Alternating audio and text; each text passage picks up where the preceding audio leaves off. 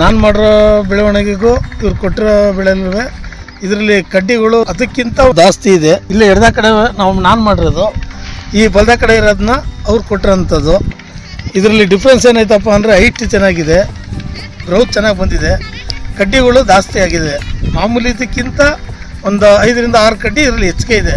ಇದರಲ್ಲಿ ಯಾವುದೇ ರೀತಿ ಇದಿಲ್ಲ. ನಾನು ಮಾಡಿರೋಂಥದ್ದನ್ನ ನಾನು ಹೇಳ್ತಾಯಿದ್ದೀನಿ ಇವತ್ತು. ನನ್ನ ಹೆಸರು ಉಮೇಶ ಅಂದ್ಬಿಟ್ಟು. ನಾನು ದೊಡ್ಡ ಹುಣಸೂರು ಟೌನ್ ಪಕ್ಕ ಒಂದು 4 ಕಿಲೋಮೀಟರ್ ದೂರದಲ್ಲಿ 2 ಎಕರೆ ಶುಂಠಿ ವ್ಯವಸಾಯ ಮಾಡ್ತಾಯಿದ್ದೀನಿ.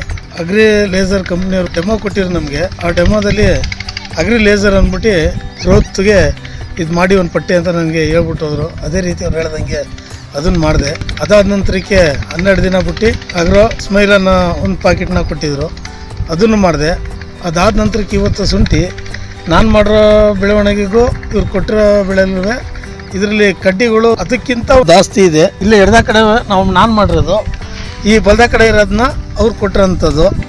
ಇದರಲ್ಲಿ ಡಿಫ್ರೆನ್ಸ್ ಏನಾಯ್ತಪ್ಪ ಅಂದರೆ ಹೈಟ್ ಚೆನ್ನಾಗಿದೆ, ಗ್ರೌತ್ ಚೆನ್ನಾಗಿ ಬಂದಿದೆ, ಕಡ್ಡಿಗಳು ಜಾಸ್ತಿ ಆಗಿದೆ. ಮಾಮೂಲಿ ಇದಕ್ಕಿಂತ ಒಂದು 5ರಿಂದ 6 ಕಡ್ಡಿ ಇದರಲ್ಲಿ ಹೆಚ್ಚಿಗೆ ಇದೆ. ಇದರಲ್ಲಿ ಯಾವುದೇ ರೀತಿ ಇದಿಲ್ಲ. ನಾನು ಮಾಡಿರೋಂಥದ್ದನ್ನ ನಾನು ಹೇಳ್ತಾಯಿದ್ದೀನಿ ಇವತ್ತು. ದಯಮಾಡಿ ಮುಂದಿನ ದಿನಗಳಲ್ಲಿ ರೈತರುಗಳು ಇದಕ್ಕೆ ಸಹಕಾರ ಕೊಟ್ಟು ಇದನ್ನು ಮಾಡಿ, ನಿಮಗೂ ಇದ್ರ ಅನುಭವ ಆಗ್ತದೆ. ಮುಂದಿನ ದಿನ ನೀವು 4 ಜನಕ್ಕೆ ಇದ್ರ ಬಗ್ಗೆ ಮಾಹಿತಿ ಕೊಡ್ಬೋದು. ಈಗ ಅವ್ರು ನಮ್ಗೆ ಕೊಟ್ಟಿರೋದಕ್ಕೆ ಅವ್ರಿಗೂ ನಮ್ಮ ಕಡೆಯಿಂದ ಒಂದು ಹೃತ್ಪೂರ್ವಕ ವಂದನೆಗಳನ್ನು ಸಲ್ಲಿಸ್ತಾ ಇದ್ದೀನಿ.